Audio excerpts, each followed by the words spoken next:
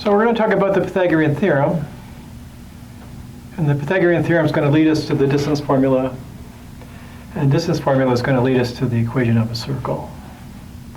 But we start here with the Pythagorean theorem that says if you have a right triangle, so a right triangle has one of those angles is a right angle, a 90-degree angle. And the sides adjacent to that 90-degree angle is sometimes called the legs of the right triangle. So the legs have length A and B. The hypotenuse is the side across from the right angle. So the hypotenuse length in this picture is C. It says for right triangles, A squared plus B squared equals C squared. Okay, and there's a lot of proofs of the Pythagorean theorem, but I'm just going to give one that's based on geometry right here. What I've drawn are two identical squares whose side length is A plus B. So here's A and B, here's A and B, here's A and B, here's B and A, but the lengths are A plus B. And then we divide them up in two different ways. So here's one of them divided up this way into four pieces. We notice this piece here, the area has area A squared. And this piece here, the area is B squared. So that's the A squared and B squared we're going to be looking for. And over here, this third side is length C. And this thing I've drawn on the inside turns out to be a square, and its area is C squared, like that. So what the Pythagorean theorem says, this squared plus this squared equals that squared. It's not impossible to see why. What we'll do is we'll just divide these rectangles into two triangles, like that. So now I've got these four triangles. They're this triangle here, sides A, B, C. Check it out. Here's A, B, C.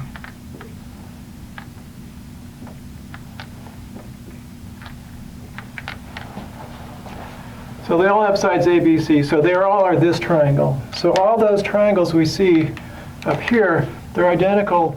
Now I'm in trouble. They're identical triangles. Thought I had color. Here we go. They're identical triangles. I'm trying to shade them in, see if this works. All of them have equal areas. We don't need to compute the areas. We'll see in a minute that there are four of these triangles in each picture. So once we take their areas away, the remaining areas are equal. So there are those four triangles in the first picture, and here they are in the second picture.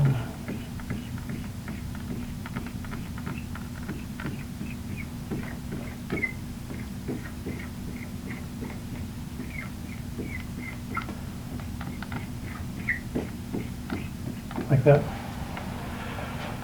So since I've taken two identical squares, and now I've crossed off the area of four identical triangles, the area that's left unshaded, those two areas must be equal. And so we go from those two pictures, we get A squared plus B squared equals C squared. So the unshaded areas